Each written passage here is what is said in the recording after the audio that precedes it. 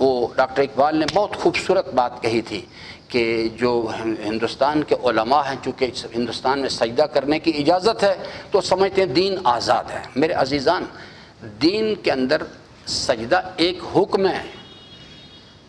جو معاشرہ اللہ کی حاکمیت کو زندگی کے ہر شعبے میں تسلیم نہیں کرتا، جس معاشرے کے اندر شیخ رشید جیسے کردار کے حامل شخص کو انتخاب لڑنے کی اجازت ہے، وہ معاشرہ کس طرح سے کہتا ہے کہ وہ اسلامی معاشرہ ہے؟ کیسے ممکن ہے کہ اس کو اسلامی معاشرہ تسلیم کر لیا جائے جہاں پہ اللہ کے یہ نواز شریف اور زرداری جیسے بین الاقوامی لٹیرے، ڈاکو، قاتل، رہزن، وہ لوگ اس قوم کے امیر ہیں، اور وہ قوم جو ہے، میں برادران مجھے کہتے ہیں جی آپ جذباتی ہو کے بات کرتے ہیں۔ نہ میرے عزیزان، میں قطعاً جذباتی ہو کے بات نہیں کر رہا، میں فیکٹس اینڈ فگرز آپ کو توجہ دلانا چاہتا ہوں۔ اگر یہ جو 2020 کا پاکستان کا معاشرہ ہے، اس کا گمراہی کے لحاظ سے تقابلی جائزہ کیا جائے 61 ہجری کے مسلمان معاشرے کے ساتھ، یہ معاشرہ زیادہ گمراہ معاشرہ ہے بمقابلہ 61 ہجری کے معاشرے مسلمان، یہ زیادہ گمراہ لوگ ہیں۔ حالانکہ یہاں مجلسیں بھی ہو رہی ہیں، یہاں مسجدیں بھی ہیں، سب کیوں؟ اس لیے کہ اس معاشرے نے یزید جیسا کردار کا حامل شخص جو امام حسین علیہ السلام نے اس اسلام سے اختلاف کیا، کہا کہ جس معاشرے کے اندر رہنے والے مسلمان جو ہیں وہ یزید جیسے کردار کے حامل شخص کو اپنا امیر تسلیم کریں، اس اسلام پر حسین ابن علی کا سلام ہے۔ فرمایا میں اسے اسلام ہی نہیں سمجھتا۔ 61 ہجری کا جو مسلمان معاشرہ تھا، ان لوگوں نے یزید کو ووٹ دے کے منتخب نہیں کیا تھا۔ وہاں مدینہ کے لوگوں نے بھی ریٹیلیٹ کیا، مکہ کے لوگوں نے بھی، جس حد تک ان کے پاس امکان تھا۔ لیکن یہ معاشرہ جو ہے، یہ تو اتنا گمراہ معاشرہ ہے کہ جو قاضی شرح ہیں، دور حاضر کے سامری ہیں، ان کو عالم دین گردانتا ہے۔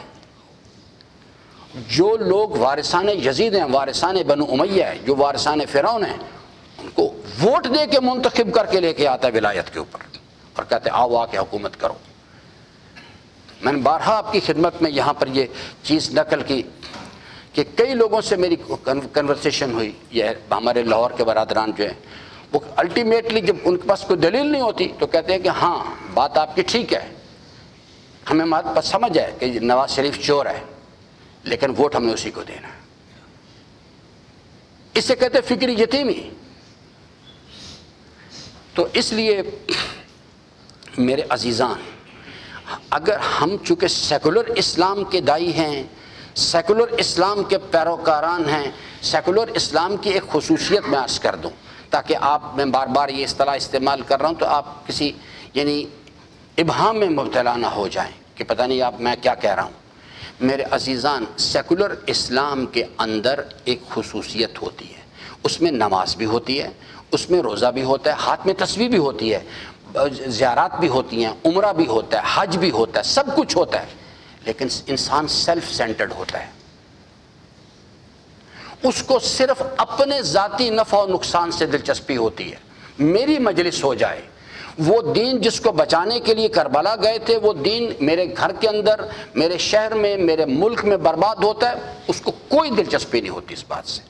اسے صرف یہ پریشانی ہوتی ہے میری مجلس ہو جائے، ہمارا جلوس نکل جائے، بولو اس اللہ کا دین برباد ہوتا ہے۔ یہ خصوصیت ہوتی ہے سیکولر اسلام کی۔ یہ معاشرہ سیکولر معاشرہ اصل میں، چونکہ مسلمان زندگی بسر کر رہے ہیں یہاں پہ، ظاہری طور پہ کلمہ پڑھتے ہیں، اس واسطے اس کو کہا جاتا ہے کہ جناب یہ مسلمان ملک ہے۔ کیا یہ پاکستان کسی جنبے سے بھی، سیاسی لحاظ سے، اقتصادی لحاظ سے، فرہنگی لحاظ سے، کوئی یہ اسلامی مملکت ہے؟ تو کسی پہلو سے بھی نہیں۔